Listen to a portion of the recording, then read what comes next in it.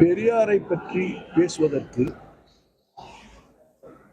திரு சீமான் அவர்களுக்கு எந்த விதமான தார்மீக உரிமையும் இல்லை. பெரியாரை பற்றி விமர்சனம் செய்வதற்கே பெரியார் தான் காரணம் என்பதை அவர் மறந்துவிட்டார்.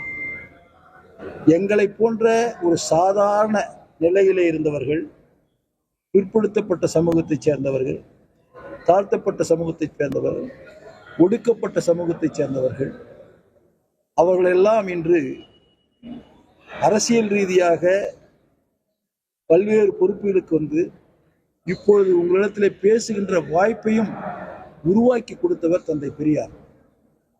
தந்தை பெரியாரை பற்றி பேசுவதற்கு அவருக்கு எந்த விதமான உரிமையும் இல்லை என்பதை நான் தெரிவித்துக் கொள்கிறேன். அவர் ஏதோ பேசிக்கொண்டே இருக்கிறார். என் பாட்டன் என்கிறார், என் தாத்தா என்கிறார், எங்க பாட்டி என்கிறார். இவர்கள் எல்லாம் பேசிவிட்டு இந்த சமூகத்தில் சுதந்திரம் அடைந்த பின்பும் கூட ஒரு குறிப்பிட்ட மக்களிடத்தில் தான் இந்த ஆட்சியும் இந்த தமிழகம் இருந்தது.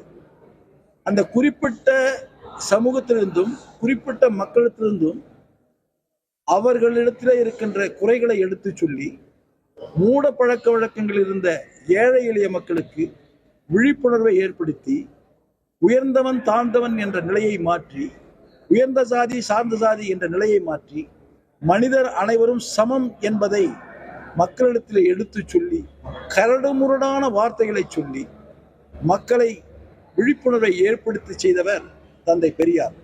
அவருடைய மாணவராக இருந்த பேரறிஞர் அண்ணா அவர்கள் இந்த தந்தை பெரியாருடைய கொள்கைகளை சட்டமாக இயற்ற வேண்டும் என்று சொன்னால் நாம் அரசியல் கட்சி உருவாக்கி தேர்தல் களத்தில் நின்று வெற்றி பெற்று ஆட்சிக்கு வந்தால்தான் தந்தை பெரியாருடைய கொள்கைகளை சட்டமாக இயற்ற முடியும் என்று பேரறிஞர் அண்ணா அவர்கள் மக்களுடைய மனநிலைகளுக்கு ஏற்றவாறு பெரியார் அவர்கள் ஆண்டவன் இல்லை என்று சொன்னார்.